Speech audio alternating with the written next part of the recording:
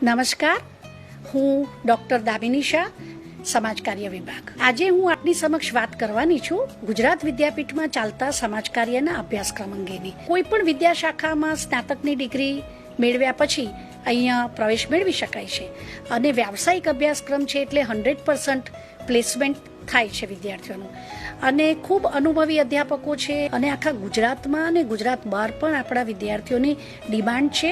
વ્યાવસાયિક અભ્યાસક્રમ છે એટલે 3 દિવસ ફિલ્ડવર્ક, 3 દિવસ થિયરી. આ અભ્યાસક્રમ કર્યા પછી સરકારી ક્લાસ 1, 2, 3 અધિકારી તરીકે જોડાવાની ઉત્તમ તકો છે. CSR અંતર્ગત પણ વિદ્યાર્થીઓને નોકરીની ઉત્તમ તકો છે. આ સમાજ કાર્ય વિભાગ 1970થી ચાલે છે અને એલ્યુમનાઈ એસોસિએશન થકી પણ અનેક કાર્યક્રમો અવારનવાર વિદ્યાપીઠમાં કરવામાં આવે છે.